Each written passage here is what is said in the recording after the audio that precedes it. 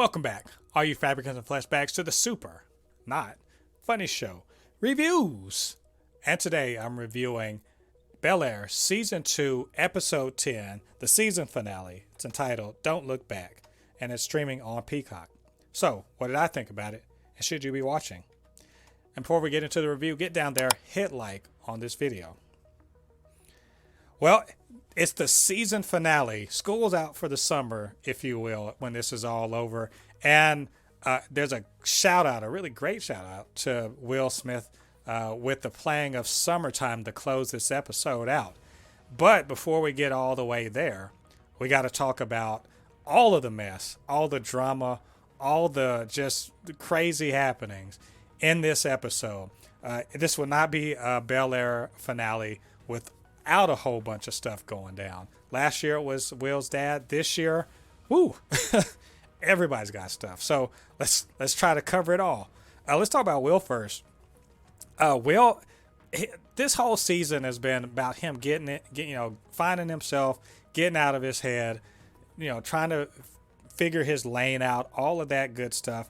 And so it's led to a lot of places like, breaking up with Lisa, going with Jackie, getting on this, this AAU team, getting off of the Bel-Air team, dealing with Doc and all of his shadiness. I mean, there's been a lot of stuff. And, true to form, Will has been, equal parts like knucklehead teenager and also, somewhat of a, wise before his time, I guess mentor figure or supportive figure or something like that. He's just been alternately an idiot, but also like really smart and really there and really supportive. It's weird. But you know what? I'll take it. It's fine. Let's just chalk it up to just being a dumb teenage boy. But not dumb, but just, he's in his own, he's in his own head. He's doing his own thing. So in this episode, we get all of that, like all over the place. He's acting a fool out on the street ball court, so that Jazz kind of has to calm him down, and also telling Jazz to fuck off. That was what is that? But at the same time, he gave Carlton the business the previous episode, but was totally cheering for him later on in the episode and was very supportive.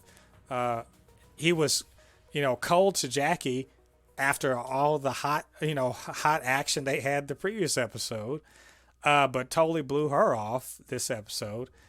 But also he was giving Doc the business last episode about, his shady dealings. But in this one, he instead goes to bat for him with Uncle Phil, not for himself really, which was, not for himself, but for the other guys on the team whose futures could be affected by, this, Doc's being, thrown under the bus, so to speak, by his ex-partner, and really talks Uncle Phil into helping Doc get what he wanted in the first damn place. That was, it was very mature. So it's, very mature and oddly different than some of the other stuff he's doing in this episode. And then the whole thing with Lisa, he's been kind of, that friend, want to be friends with benefits with her, and now he just kind of, rotated back to her. I'm with it. I like them together. I'm also just like, you've kind of been pushing boundaries this whole season anyway, and then didn't you just break up with Jackie? It's okay. So Will's kind of on his thing. That said, I did enjoy his storylines.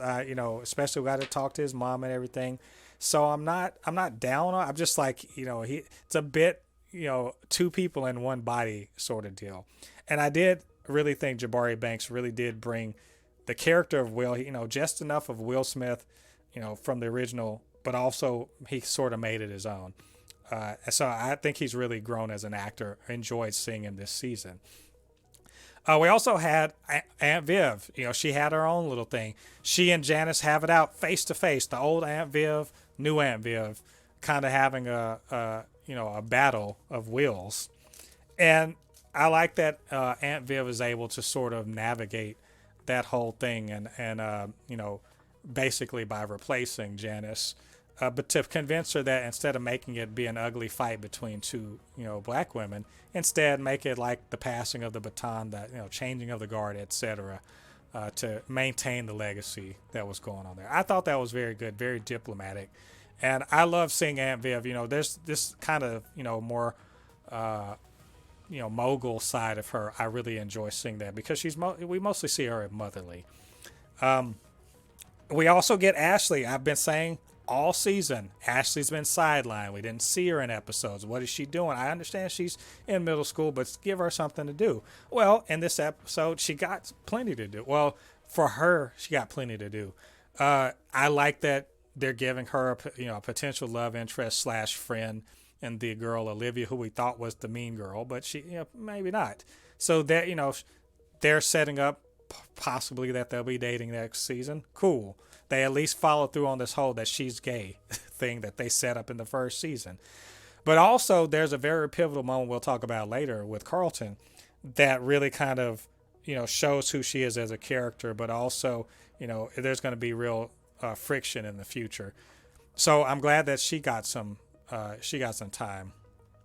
Uncle Phil, man, he's kind of all over the place, but like not because he's an idiot, but because in one storyline with Will, he helps, comes to see reason with Doc, and actually, he and Jeffrey and Doc have a confrontation with the ex-partner to try to get him to basically accept a buyout and stop trying to destroy Zenith Hype.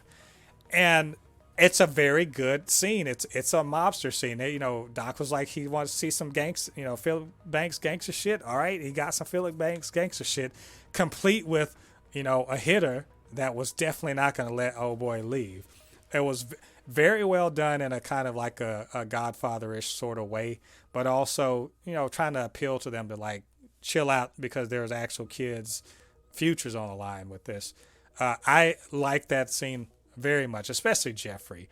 And Jeffrey's, a part of Jeffrey's thing is he's been coming back in the fold. He's doing his job again.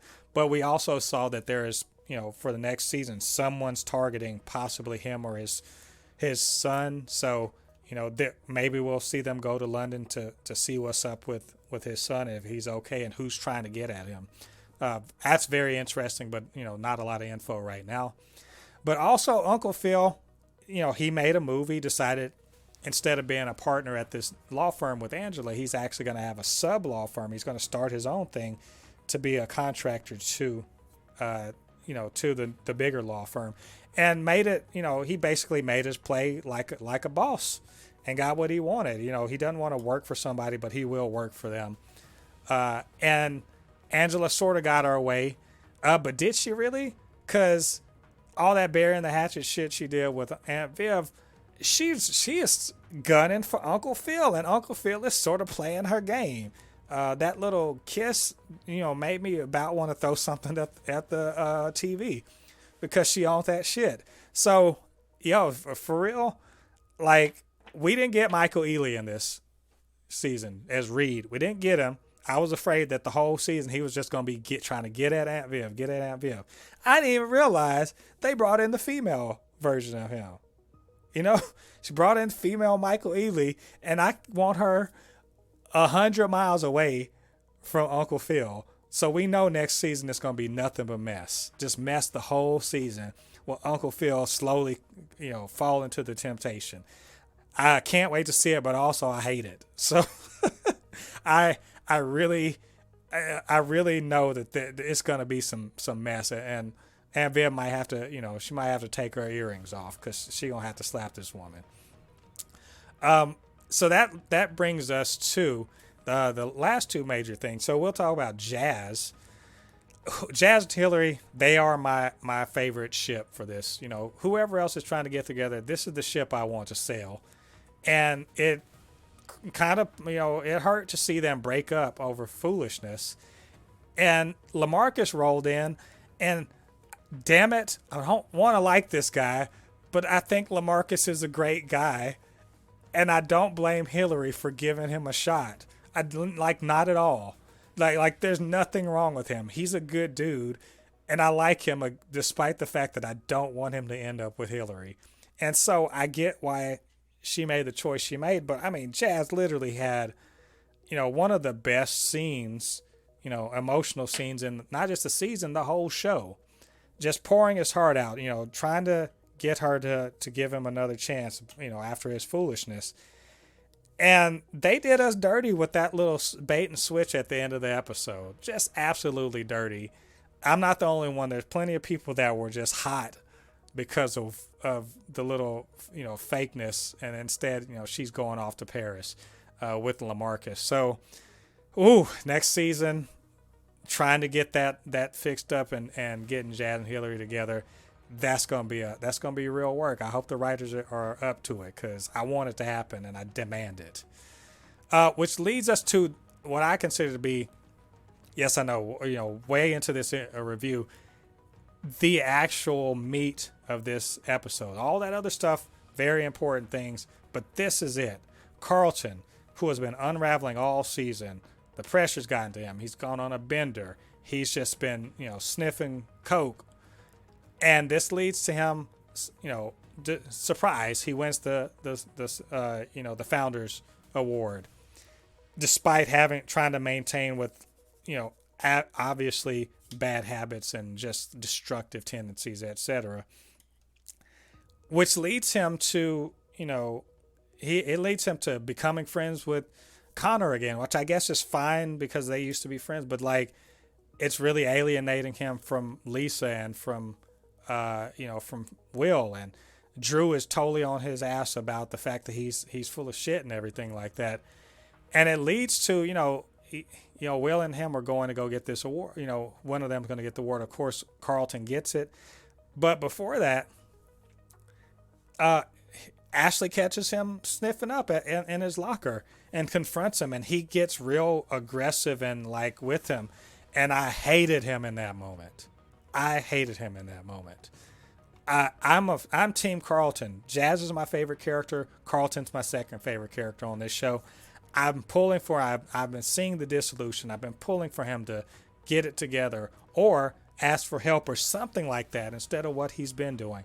And he hit, to me, rock bottom, grabbing on his sister and threatening her and really kind of, coming close to destroying that relationship.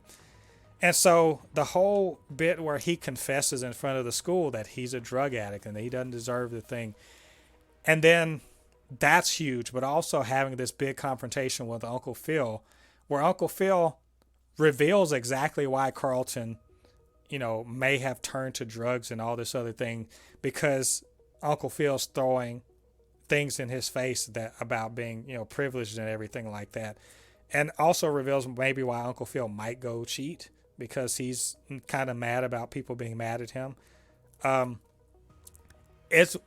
But then later on to see Uncle Phil come back and they kind of hug it out and apologize. Just, this big real hug between them, just cathartic. And yes, he's going to have to go to rehab and everything like that. But it's important that Carlton, as probably the most damaged character on the show, get to be damaged, but also get to have the support and the truth be out there about who he is so that he can actually start to rebuild himself. I really like that. I think Ali Sholaton just killed it. Absolutely killed it. Enjoyed his whole performance. And so, I mean, just overall, I think this is a great season, a great follow-up season. It had a high bar to clear because the first season was just so good, but this really did it. Even though the opening 3 episodes were a bit slow going, and it felt like we were on a real steep decline towards the end, but I think it brought it all together and really brought together a lot of the themes of this season about people trying to not just figure out their way, but to uncover their bullshit or to try to come out of their shells and be who they really are as people, and really for Will to discover how he can be his own man. All of that stuff, and Carlton really finally coming out from behind that pretender mask completely and being all his warts. and trying to get the help he needs. So, I mean, overall, I, again, really enjoyed this season, really enjoys this finale. Can't wait for the next season. And it's going to be a long wait till next year. But I'm just going to hope that the writer strike doesn't get in the way of us getting this show next season. So, anyway, what did you guys think about this episode? What did you think about this season? And what did you think about what I had to say? Get down to the comment section, leave your thoughts there. And, of course, you can always hit me up, supernotfunnyshow@gmail.com or at supernotfunnys1 on Twitter. And do me a favor, get down there, hit like on this video, subscribe to the channel, hit that notification bell. All that good stuff helps with the channel so that more people see it and see the videos. All right, all you Fabricans and Fleshbags, thanks for joining me. And come back to the channel. We got podcasts. We got many more reviews coming for all the TV and movies that are interesting, that interest me. So come back and check those things out. Until then, I've been Modi Poupée, your resident fabricant and commentator extraordinaire on all things pop culture. And I'll see you guys on the other side of the thread. Peace.